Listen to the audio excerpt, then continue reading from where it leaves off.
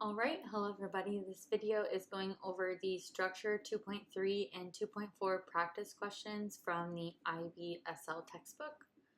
The first question says, which combination would produce the strongest metallic bond? We are looking at the difference between charge on the cations and the ionic radius of the cations.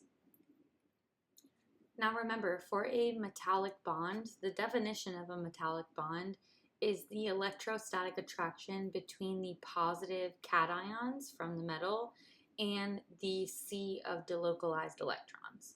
So if we're looking at the charge on the cations and we want to know which is going to produce the strongest metallic bond, obviously if we increase the charge of the cation, that means it got rid of more electrons.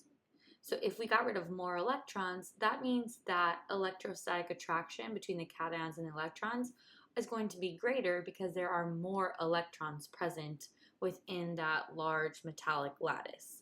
So we know that we want the charge on the cations to be large. So that's going to give us either C or D as our answer choice.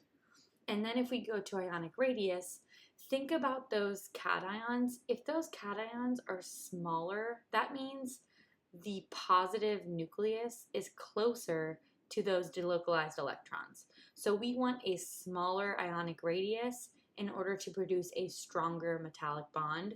So in this case, the answer would be C. So let's make sure we understand Coulomb's law because it comes into effect when we're talking about ionic compounds and when we're talking about metallic bonding. So remember, Coulomb's law describes the electrostatic force between two charged objects. So in a metallic bond case, we were talking about the positively charged cation and the negatively charged electrons. So the law states that the force is directly proportional to the product of their charges and inversely proportional to the square of the distance between them. So essentially that means that if you have a larger charge, it's going to require more force to break them apart. If they are a shorter distance, that means it's again going to require more energy to break them apart. So we want more charge and we want shorter distance.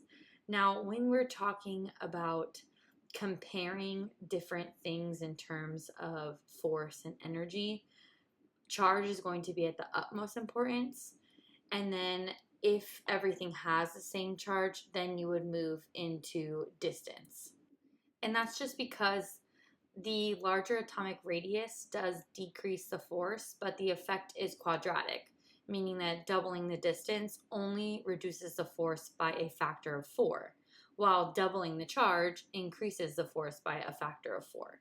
So charge is going to be more important than distance. Number 2 says, which metal has the strongest metallic bond? As we said for number 1, we are looking at charge and we're looking at distance. So the first thing we need to look at is charge, and then if there are multiple items with the same charge, then we will look at distance. So we have sodium, magnesium, potassium, and aluminum. So let's go ahead and look at where they are on the periodic table. So we have sodium, we have magnesium, we have potassium, and we have aluminum. Now notice sodium and potassium both have a positive 1 charge, meaning they only give up 1 electron per sodium and potassium atom. So that means that in a sample of sodium or potassium, for every 1 cation, you have 1 electron. And then moving to magnesium, that's in the second group, so it's going to lose 2 electrons, which would give it a positive 2 charge. That means for every 1 cation of magnesium, you're going to have 2 delocalized electrons flowing through all of those cations. So magnesium would be stronger than a sodium metal or a potassium metal. And then finally we have aluminum, which is in group 13. Those give away their 3 valence electrons. So they're going to have a 3 positive charge, meaning for every 1 aluminum cation, there's going to be 3 delocalized electrons. So since charge is most important in Coulomb's law of attraction, we know D is going to be the answer because aluminum has the greatest charge or the most amount of electrons per cation. Number 3 says, which of the following elements is most likely to be metallic? Remember, with metallic bonding, we have positively charged cations attracted to a sea of delocalized electrons.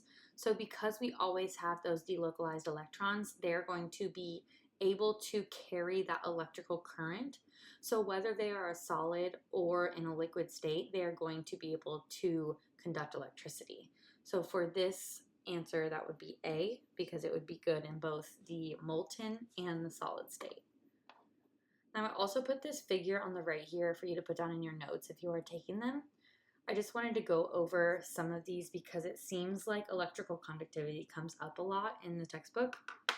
So the first one is ionic. Remember, ionic compounds, they don't conduct electricity as a solid because their ions are fixed in place with that crystal lattice. So because their ions can't move freely, they can't conduct electricity. However, when you put that ionic compound in water or it's in the molten state, the ions are then free to move around, which is what allows them to carry that electric current. Then we have your simple covalent molecules. Those cannot conduct electricity in the liquid or the solid state. And the same goes with your giant covalent network molecules.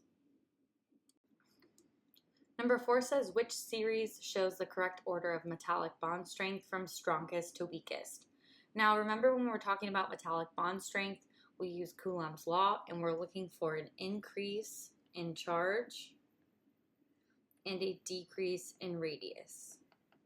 So what that means is as you increase the charge of an ion, you're going to increase the metallic bond strength. And as you decrease the radius of an ion, you're going to increase the metallic bond strength. So if we look at the 4 elements that were given here, we have lithium, sodium, potassium, and rubidium. They are all in group 1, which means they all have one valence electron.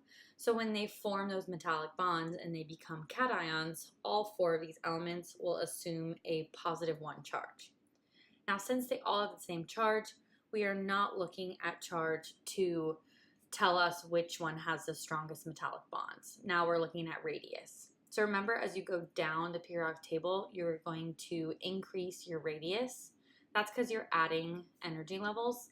So if we're looking at which one of these is the strongest, we're looking for which one is the smallest. And the smallest is going to be lithium, and the largest would be rubidium. So the answer to this question would be B. Number 5, calcium and strontium are both group 2 elements that contain metallic bonding. A says, describe the metallic model of bonding and explain how it contributes to electrical conductivity. Now, we said it a few times. Remember, a metallic bond, the definition is an electrostatic attraction between your lattice of cations and your delocalized electrons. So if you just recited the definition of metallic bonding, that would have gave you 2 of the 3 points. And then finally, you need to distinguish that those mobile delocalized electrons are able to carry the charge through that metallic structure, which is why it is electrically conductive. So that would be your 3rd point for A.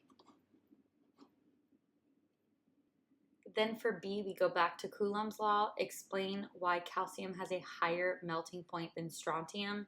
If you look on your periodic table, calcium is higher on the periodic table than strontium is. So it is a stronger ion because it is smaller. So you need to write that calcium has a smaller ionic radius. That's the first point. And then you would write something along the lines of a greater attraction between the delocalized electrons and the nuclei of your cations. So that would give you your 2nd point. And if you did not talk about calcium and you talked about strontium, they would still give you the points. It would just be opposite.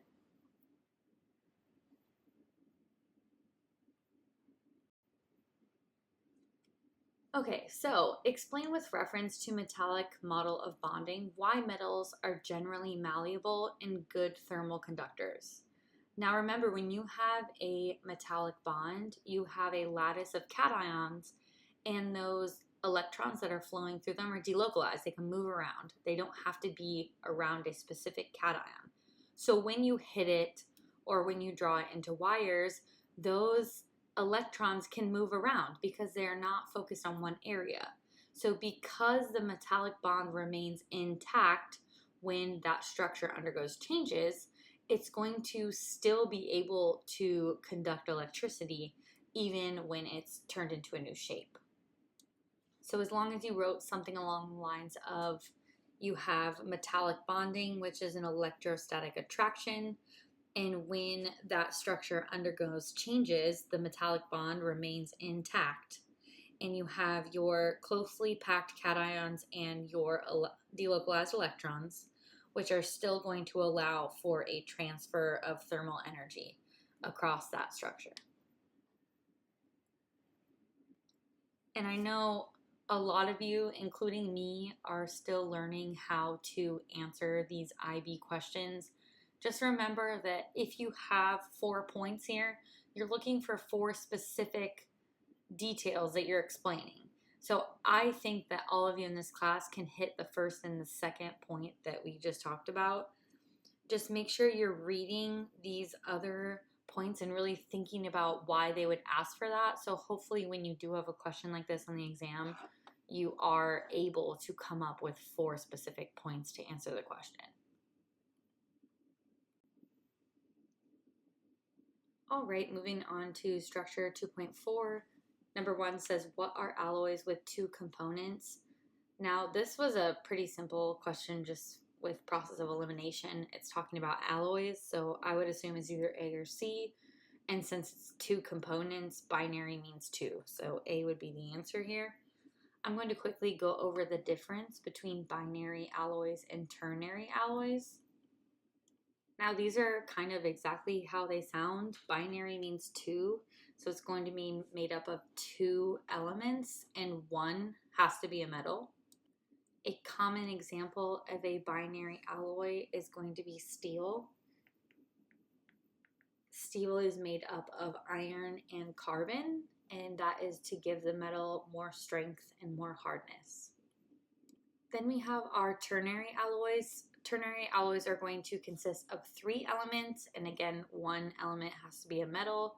Some ternary alloys have 3 metals, some have 2 metals and a non-metal, and then there are some with only 1 metal. An example of a ternary alloy would be brass. Brass is made up of copper, zinc, and a small amount of lead.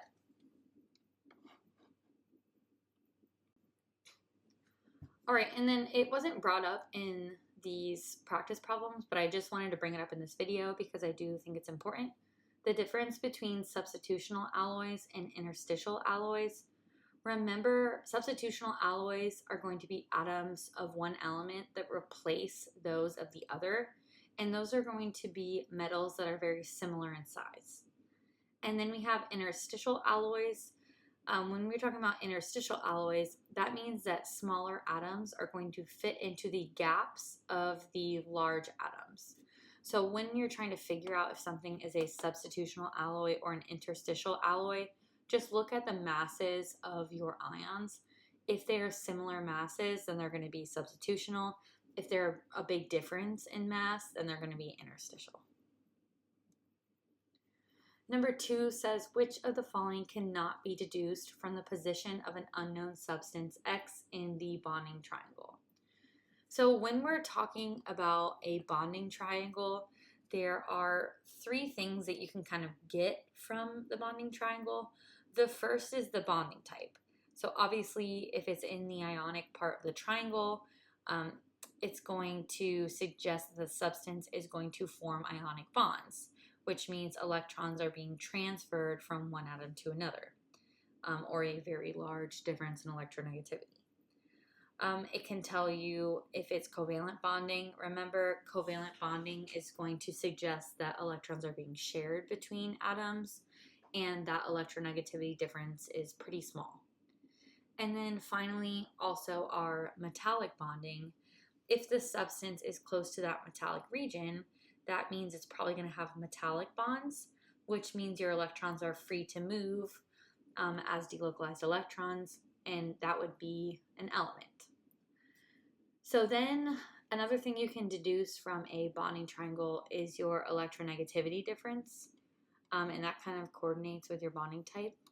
And then finally, your characteristics of ionic compounds, covalent compounds, and metallics.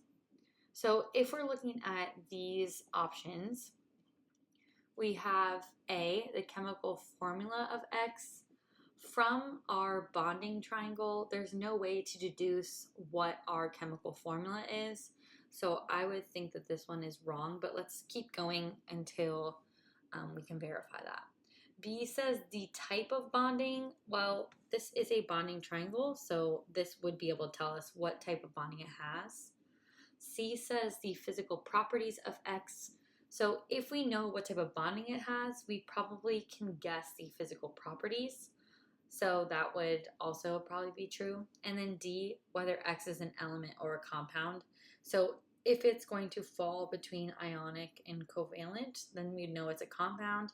If it was in the metallic region, we could probably figure out that it was an element because they have the same electronegativity difference and a low average electronegativity. So B, C, and D are all probable things that you could get from the bonding triangle. So I would assume that A is the answer for this one. Okay, so number 3 says, which of the following is not an addition polymer? So an addition polymer is what we've talked about last year when we talked about polymers. Essentially, it means that there is a double bond between the carbons so that when it becomes a polymer, one of those bonds form between all the monomers to create the polymer. So like here in polyethylene, you have this double bond. One of the bonds is going to move to connect the carbon to a neighboring monomer, and that's what forms the polymer. So when we're figuring out which one is not an addition polymer, we're looking for something that doesn't have a carbon-carbon double or triple bond. So as you can see in B, C, and D, these are all ending in E. And E means that we have a double bond between two carbons. So because we have a double bond between two carbons for B, C, and D, all of those can form an addition polymer. So that would by default tell us that A is the answer. And just in case you're looking, this one is polyethylene, this one is polypropene, and this one is polytetrafluoroethene. So all 3 of those you can see have a double bond between two carbons. And when they become a polymer, the double bond is what connects them all together. So polyester, how would you know that that does not form an addition polymer? Well, an ester group, so this work, ester group, that means that you have a carbon double bonded to an oxygen, and then R just means that you have a longer structure that you don't really know what it is. But this specific part is the ester, and you can see that there is only one carbon. So it cannot be an addition polymer because there is no double bond between carbons to essentially just be able to move a bond and connect and not lose any part of your molecule. In the bonding triangle, substance X is found in the top right, substance Y is found in the bottom left, and substance Z is found in the bottom right. Answer the following, given reasons for your answers. So A says, which of these substances is likely to be an element? The only thing that could be an element in the bonding triangle would be a metal, so that's going to be metallic. So you would put Y, and that the bottom left position is metallic bonding. For B, it says, for substances X and Y, give a physical property you would expect for them to have in common. So if we're talking about ionic compounds and metals, both ionic compounds and metals have high melting points, so that would be what they have in common. And then C, which substance would be the most brittle? So when we're talking about brittle, we're talking about ionic compounds, because remember we have that ionic lattice, and we don't have delocalized electrons to kind of move when you do hit it with some pressure, some force. So because they are localized, when you hit them with force, they're going to break, which would be brittle. So for C, your answer would be X. You would say that ionic compounds are brittle. And then you would say something along the lines of when the regular structure of the lattice is displaced, the ionic bonds can no longer hold the oppositely charged ions in place. And then D, it says which substance is likely to have the lowest boiling point. We know that on this ionic triangle here, the force that would be the easiest to break is going to be your covalent molecules, because they only have those London dispersion forces holding them together, which are pretty easy to break apart. So for D, you would write Z, or the covalent substance, because it has a low boiling point due to weak intermolecular forces. 5 says, use electronegativity values from section 9 in the data booklet to complete this table for 5 substances given. So the first one we have is SN, or tin.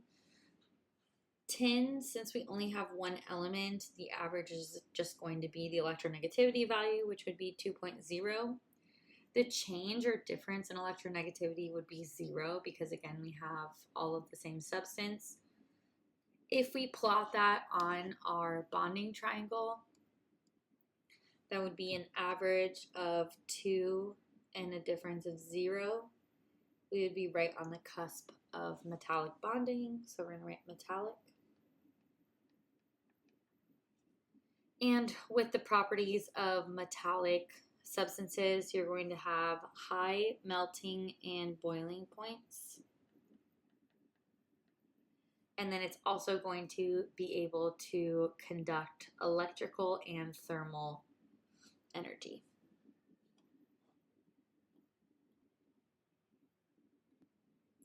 Then we have P4O7. So we are looking at the difference between oxygen and phosphorus. So to get our average, we would have to add up those electronegativity values and then divide them by 2. So that would be 2.2 plus 3.4 divided by 2. That's going to give you an average of 2.8.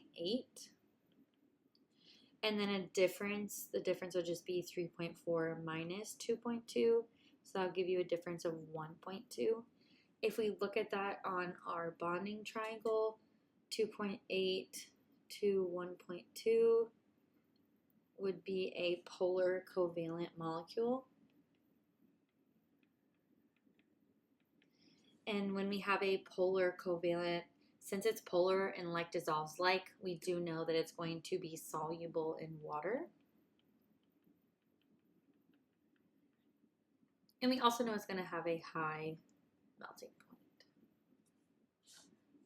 Okay, next up is CD3Mg. With CD3Mg, we have magnesium and we have cadmium. Now, I automatically know that both of these are metals, so I'm assuming metallic bonding, but let's just make sure. With our average, we would take 1.3 plus 1.7 and divide it by 2. So that'd give us an average of 1.5. And then a difference, 1.7 minus 1.3, a difference of 0.4. So if I take that with my average at 1.5 and then at 0.4, that would give me metallic bonding, which would be the same properties. I'm not going to rewrite those. And then we have magnesium and oxygen. My average would be 3.4 plus 1.3 divided by 2, which would be 2.35. And then my difference would be 3.4 minus 1.3, which would give me a difference of 2.1. So if I go to 2.3 and go up to 2.1, I am in ionic bonding. And remember, your properties for ionic would be high melting and boiling point, and then a conductor of electricity when molten or in aqueous solution. And then finally we have NCl3. Looking at nitrogen and chlorine, we would have an average of 3.1, and we got that by taking 3 plus 3.2, dividing it by 2. And then to get our change, we would just subtract and would get us 0.2. So if we looked at that, we would have a covalent molecule. With a covalent molecule, we have a low melting point and boiling point, and it does not conduct electricity.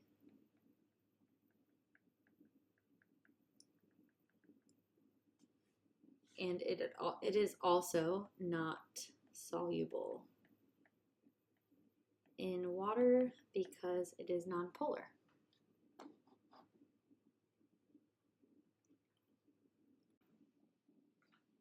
All right, 6 says, justify why in terms of atom economy, the polymerization reactions of polypropylene could be considered green chemistry.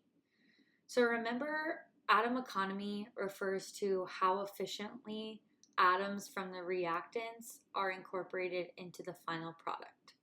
So because polypropylene is an addition polymer, that means it had the double bond that just moved to connect all the monomers. And remember, we know that because it's ending in ENE, which means it has a carbon-carbon double bond.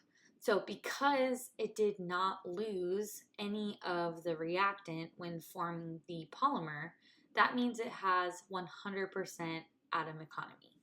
So in this sense, the reactions are green chemistry because there is no waste and no byproduct.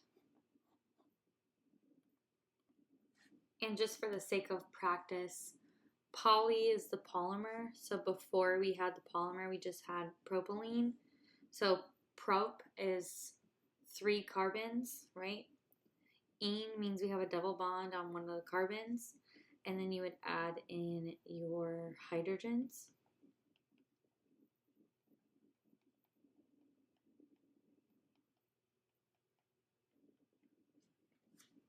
This YL is just saying we have an alkyl group, which is this carbon on the end here with 3 hydrogens. So this would be what propylene looks like. And because it's addition polymerization, that means this double bond is going to move to connect all the monomers together.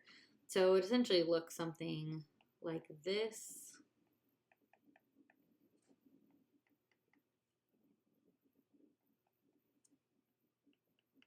This would be the monomer, and then to form the polymer, this single bond from the double bond would form.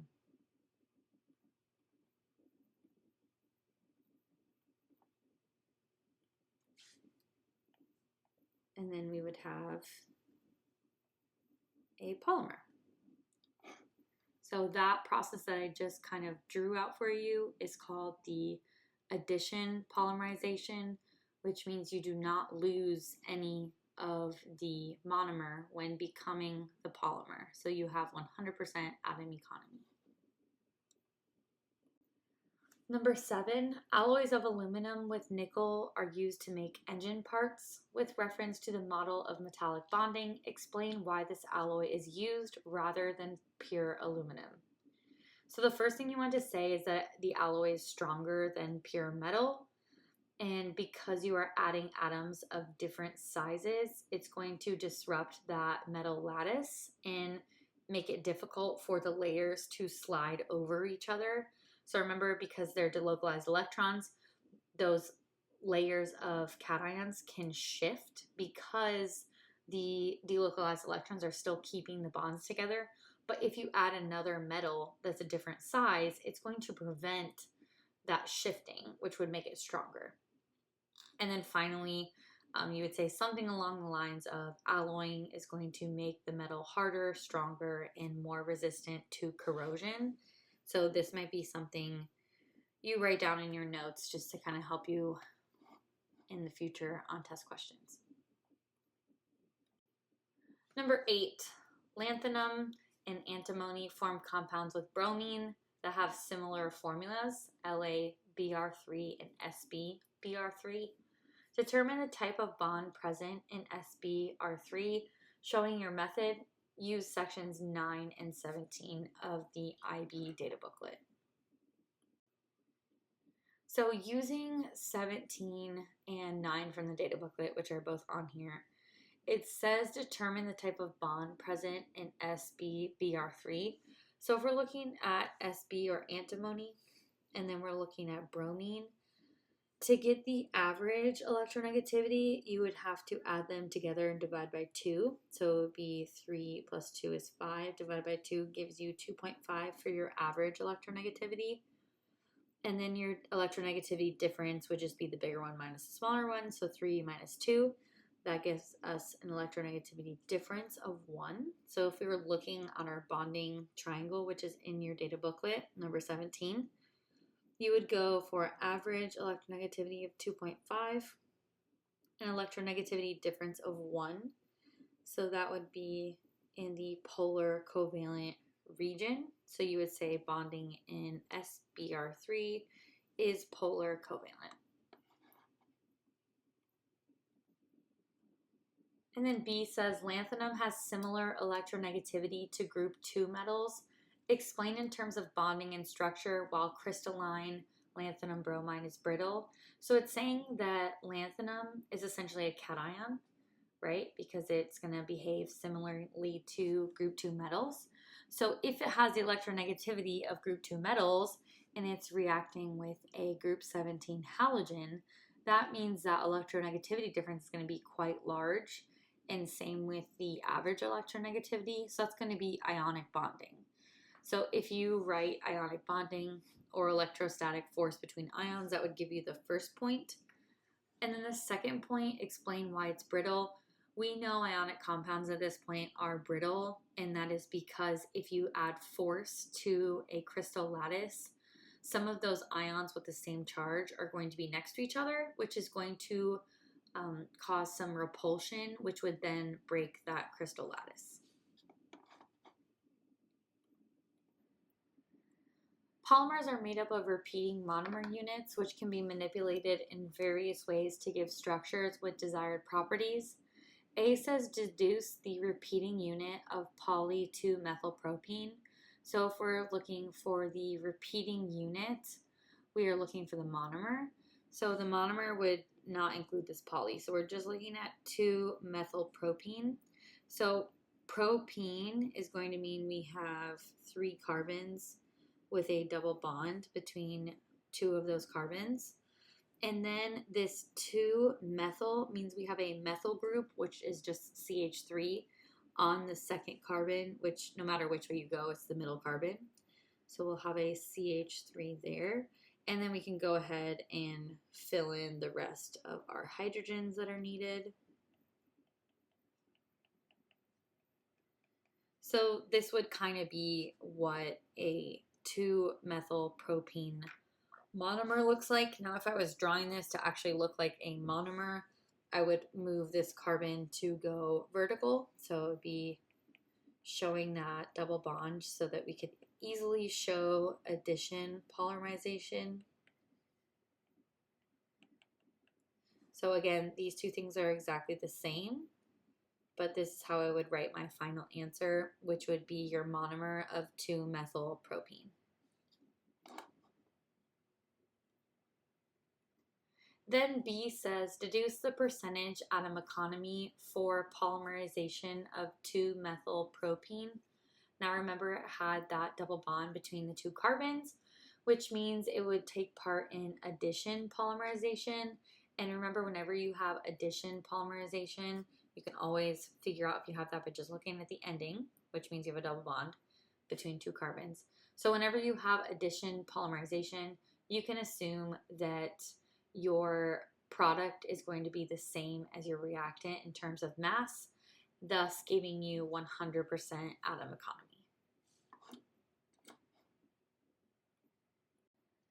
And then C, suggest why incomplete combustion of plastics such as polyvinyl chloride is common in industrial house fires. So PVC contains chlorine, which adds to the challenges during combustion. And when PVC burns, the chlorine can interfere with combustion because it's going to form hydrochloric acid or chlorine gas, which can then lower the temperature of the flame and inhibit the complete oxidation of carbon.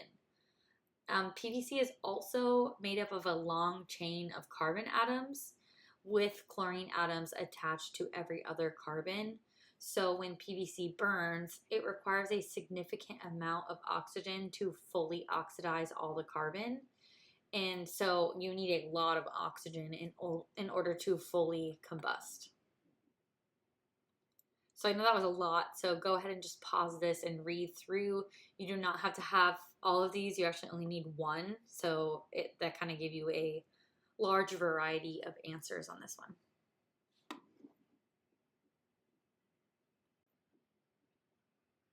All right, our last question of the video, 10A, predict the predominant type of bonding for a binary substance AB in which the electronegativity of both atoms is low.